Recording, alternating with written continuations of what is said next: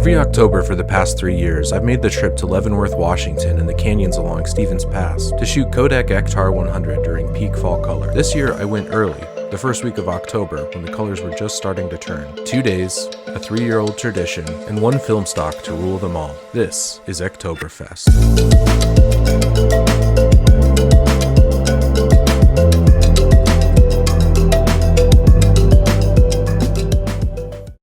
Ektoberfest.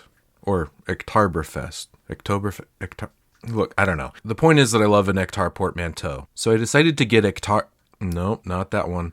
It started with a scene and conditions along the Wenatchee River in the early morning that would highlight a key characteristic of Ektar. The accentuated contrast not only of light and dark, but of warm and cool.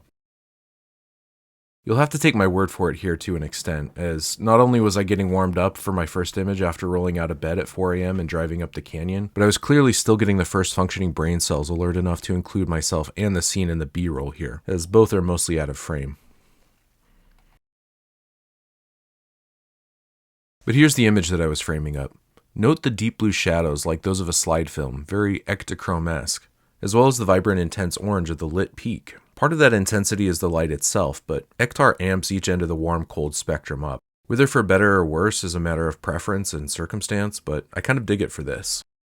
Even as I like to keep a warming polarizer in my bag for foliage shots generally.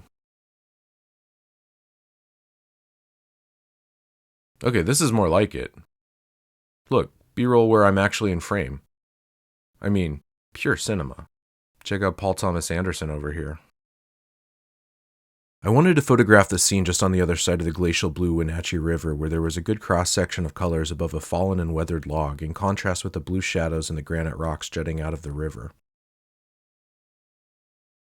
I put my Nikkor 210mm f3.5 on the Tachihara 4x5 field camera to expose a sheet of Ektar, as well as a sheet of Provia, my usual baseline for fall colors, providing contrast and detail without the extra saturation of an Ektar or a Velvia. I like both of these enough, and they definitely illustrate what each emulsion does with color, but I don't know that the composition is my favorite, as I couldn't find a way to prevent the scattered rocks in the river from merging with the border, while still centering focus around the fallen log and tufts of colors above. You may not be able to tell here, but I was kind of on a precarious boulder, and I only had so many options for moving around without yeeting off of the precipice.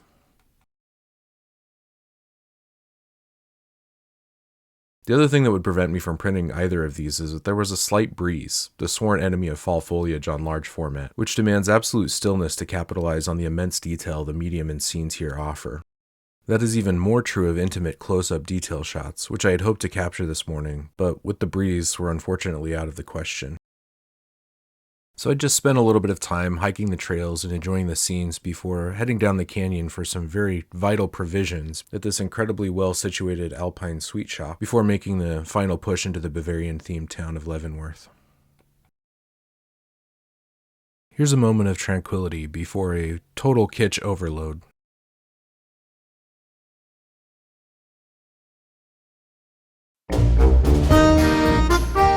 Upon arriving in Leavenworth mid-Oktoberfest, I was immediately hit with strong festival vibes, complete with overpaying for parking in a grass field. The area was known for ski jumping in the mid-20th century, and by the 1960s, the town of Leavenworth had adopted a Bavarian theme and building code to stimulate tourism. Today, it's particularly busy around Oktoberfest and during the winter holiday season.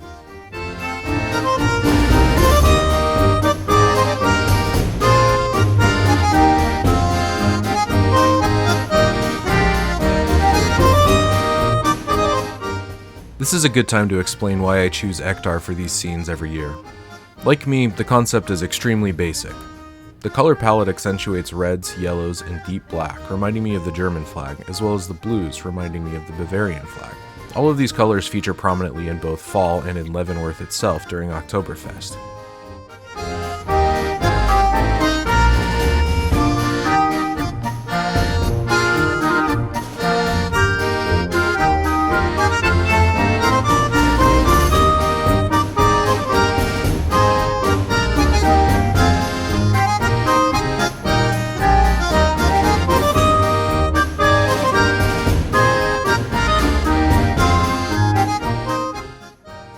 Ektar is also the self-proclaimed finest grain negative or print film available, behaving a bit like a slide film not only in terms of detail but also in terms of contrast, only with a little more latitude. So it works well for both tripod landscape shots, but also for walk-around staycation snapshots of a bit of Europe right here in Washington.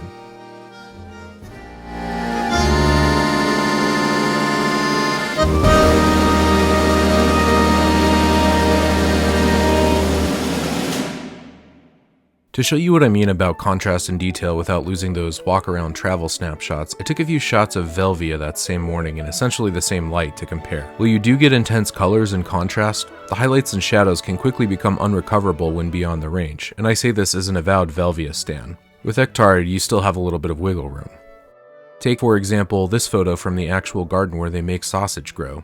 The overexposure on the leaves shows how you can start to wash the colors out in spectral highlights. On the other end of the spectrum, the shadows fall off into inky oblivion right away, and there's so little detail to recover that it's not worth trying, so you just have to lean into it. While this contrast can be used to cool effect if you want to channel your inner Eggleston or any other color photographer of the 50s or 60s who shot on chrome and leaned into contrasty fall-off as a compositional element, it may not always be what you're looking for when you're going for the memory preservation of travel photography. And that's where Ektar shines. It gives you the detail of an ultra fine-grained film, and the option to lean into the contrast if you want to, while still retaining enough detail in the shadows to preserve your memories in painterly saturated colors.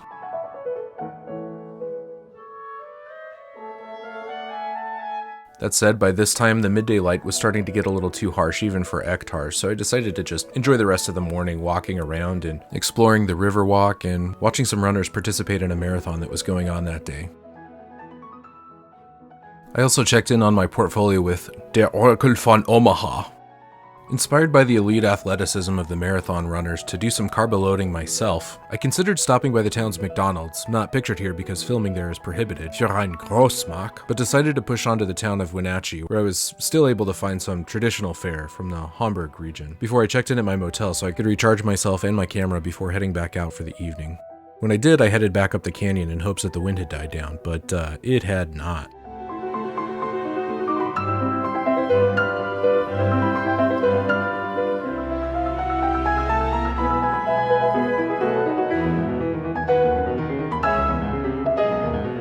Once again, I spent a little bit of time hiking and scouting and just trying to be present and IRL enjoying the area, but I was a little disappointed not to be able to expose some film. So as much to shoot something as for any other reason, I tried getting a 6x17 pano of the scene from before.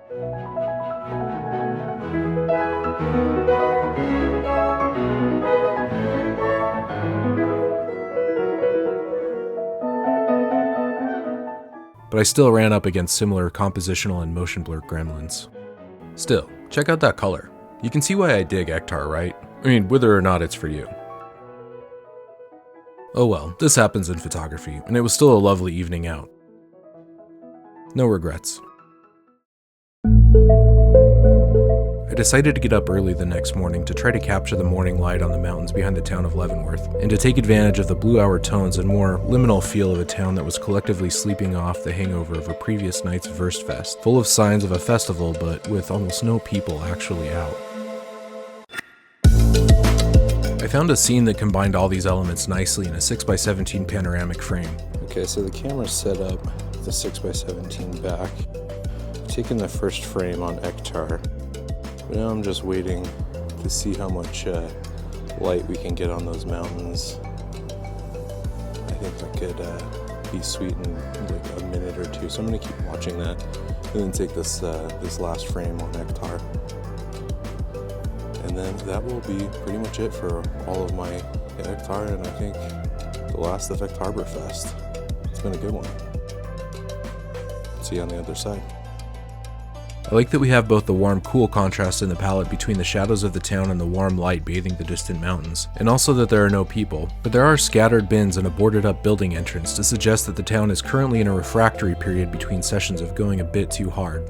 I also stopped by Das McDonald's that morning and captured this liminal photo on my A7CR, but no matter how hard I banged on the doors, they told me it was too early für ein Großmarkt.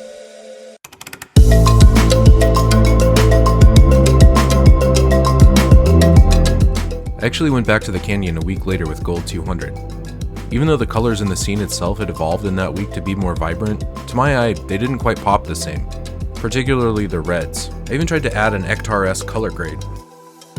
The painter Henri Matisse once said, "A thimble full of red is redder than a bucket full," and that sentiment really applies when shooting Ektar. You don't need a scene drenched in a ton of those reds, oranges, yellows, or blues to make a major statement with the colors. A little will go a long way to accentuate the scene and make an impression.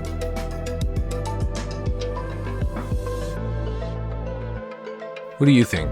What's your fall emulsion of choice? Let me know. Until next time, thanks for watching.